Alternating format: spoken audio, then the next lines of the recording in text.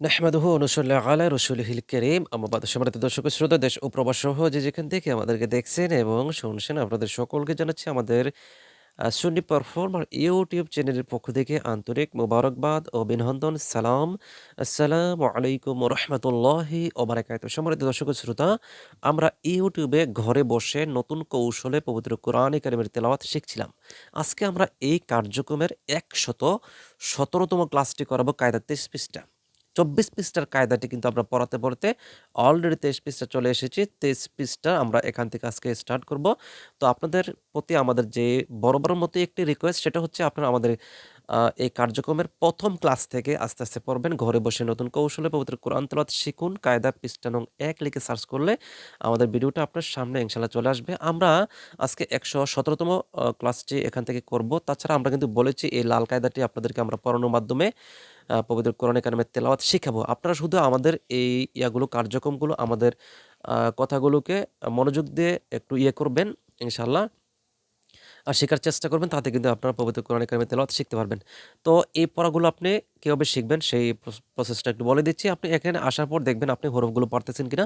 হরফগুলো যদি না পারেন তাহলে কায়দার ১ পৃষ্ঠা থেকে ৪ পৃষ্ঠা পর্যন্ত এই ৪টি পৃষ্ঠা পড়বেন। কারণ ওই পৃষ্ঠাগুলোতে আমরা আরবি হরফগুলোকে চিনিয়েছি। তারপর দেখেন, তারপর যেটা খেয়াল করবেন, হরফের উপর কি আসছে দেখেন। এখানে হরফের উপরে আ জবর আসছে। আপনি এখনো যদি জবর দিয়ে আরবি হরফগুলোকে না পড়তে পারেন তাহলে কায়দার ৫ পৃষ্ঠার এই উপর অংশটা পড়বেন। হ্যাঁ? তারপর দেখেন হরফের উপরে তাসদিদ, তাসদিদ দিয়ে যদি এখনো আপনি আরবি হরফগুলোকে না পড়তে পারেন তাহলে এই লাল কায়দার ১৫ পৃষ্ঠাটা একটু পড়বেন, কারণ ওখানে আমরা তাসদিদ দিয়ে হরফগুলোকে পড়িয়েছি। তারপর জবর দিয়ে আমরা এখানে দেখিয়েছি। সুকুন দিয়ে যদি আপনি এখনো আরবি হরফগুলোকে না পড়তে পারেন তাহলে আপনি কায়দার ১০ পৃষ্ঠাটা পড়বেন। দেখেন কায়দার ১০ পৃষ্ঠাতে কিন্তু আমরা এই চিহ্নটাকে কিন্তু আমরা সুকুন বুঝিয়েছি আপনাদেরকে। যা এই পুরোটা কায়দাকেই এরকম সুকুন দিয়ে সাজানো হয়েছে। তাছাড়া আরেক ধরনের একটা সুকুন আছে, এই যে এরকম। হ্যাঁ? আপনি বিভিন্ন কোম্পানির কোরআন শরীফে এরকম সুকুন পাইতে পারেন। সেজন্য আমরা এখান থেকে আপনাদেরকে একটু সচেতন করে নিচ্ছি।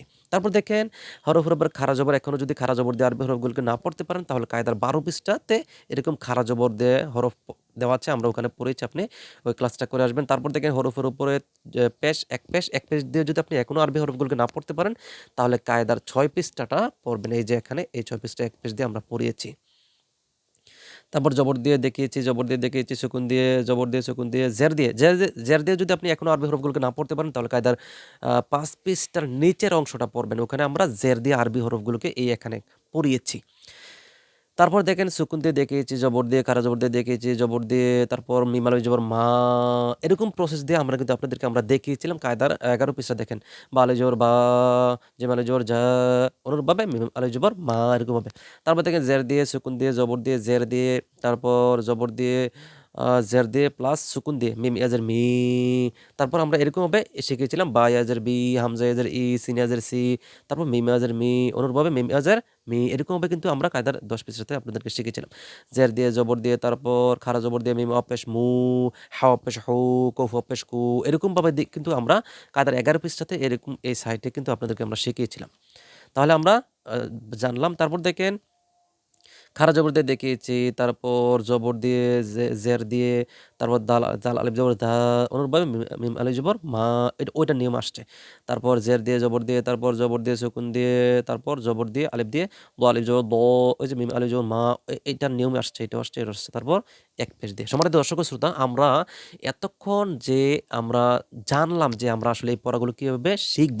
তো আমরা দেখেছি যে এখানে যেই প্রসেসগুলো আসছে, যে সূত্র বা নিয়মগুলো আসছে, সেই প্রত্যেকটা নিয়ম আমাদের পিছনের ক্লাস থেকে আসছে বিশেষ করে কায়দার ১ পৃষ্ঠা থেকে ১৫ পৃষ্ঠা পর্যন্ত। তো আপনারা এই ১৫টা পৃষ্ঠা একটু ভালো করে পড়বেন, তাতে কিন্তু আপনি এই পড়াগুলো সহজে পেরে যাবেন। তো আমরা এখন এই ২ টা লাইনকে আমরা একটু বানান করে আপনাদেরকে রিডিং করে দিব।